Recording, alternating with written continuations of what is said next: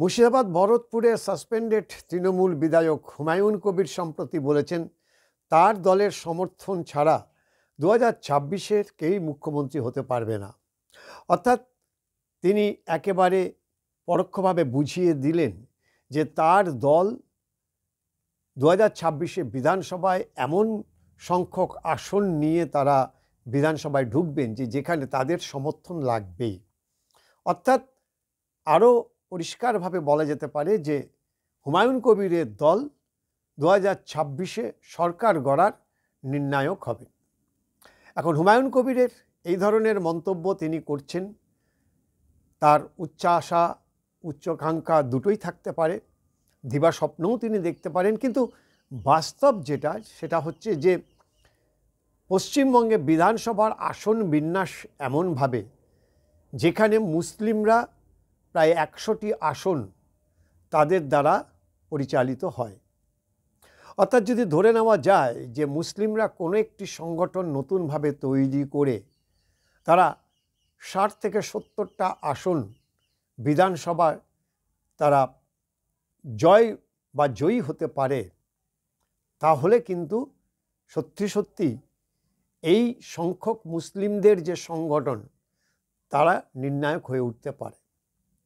কারণ যদি হিসেব মতো দেখা যায় তাহলে 194টা আসন কার্যত হিন্দু ভোটার যারা তাদের দ্বারা পরিচালিত হয়, বাকি 100টা আসন মুসলিমদের দ্বারা পরিচালিত হয়।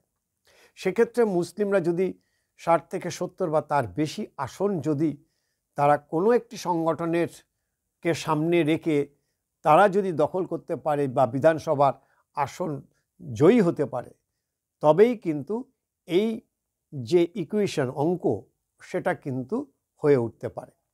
এখন যেটা প্রশ্ন যে হুমায়ুন কবিরের যে নতুন দল হবে সেই দলে আদৌ কারা কারা থাকবেন, এই দল কতটা শক্তিশালী হবে, এগুলি ভবিষ্যতের ব্যাপার। কিন্তু একদম সেটা যদি ছেড়েও দিই তাহলে মুসলিমরা যদি নিজেদের মধ্যে একটা আলোচনা করে তারা যদি একাট্টা হয় তাহলেও কিন্তু 2026-এর যে বিধানসভা যে সরকার গড়বে সেই সরকার গড়া কিন্তু যথেষ্ট কঠিন হয়ে উঠতে পারে।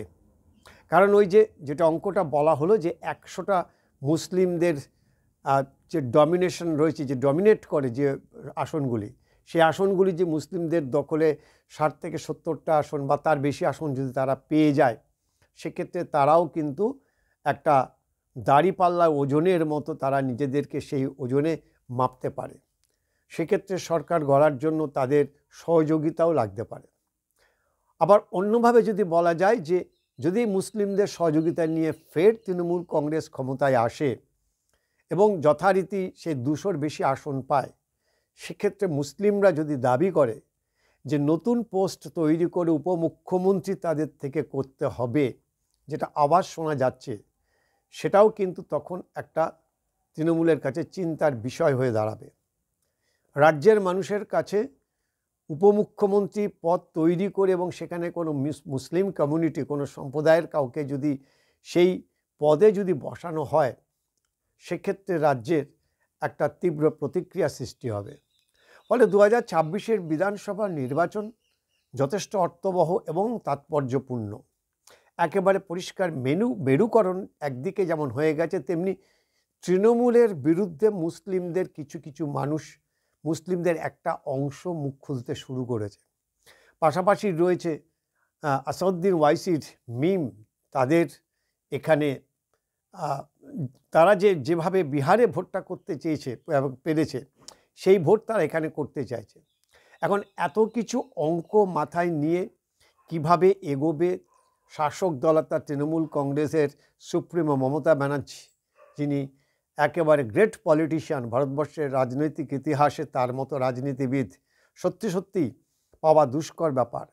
তিনি কি চাল, তার কি পরিকল্পনা, সেটা কিন্তু এখন যথেষ্ট তাৎপর্যপূর্ণ। এসআইআর একটা বড় ফ্যাক্টর হবে। যেভাবে এসআইআরের ভোটার লিস্ট তৈরি হচ্ছে, তাতে যদি সত্যি যদি প্রায় 65 থেকে 70 লক্ষ ভোটার বাদ যায়, তাহলে সেই ভোটাররা কাদের পক্ষে ক্ষতিকর হবে বা কাদের পক্ষে লাভজনক হবে, সেটাও কিন্তু একটা অনেক অঙ্কের ব্যাপার আছে। ফলে আগামী 6 মাস এরকম চুলচেরা বিশ্লেষণ থাকবে। প্রত্যেকটি বিধানসভা ধরে ধরে এরকম চুলচেরা বিশ্লেষণ আমরা করব। কিন্তু 2026-এর বিধানসভার নির্বাচন যে যথেষ্ট প্রতিযোগিতামূলক হয়ে উঠবে এবং পশ্চিমবঙ্গের তৃতীয় কোনো দলের একটা সম্ভাবনা দেখা যাচ্ছে, অস্বীকার করার কোনো জায়গা নেই।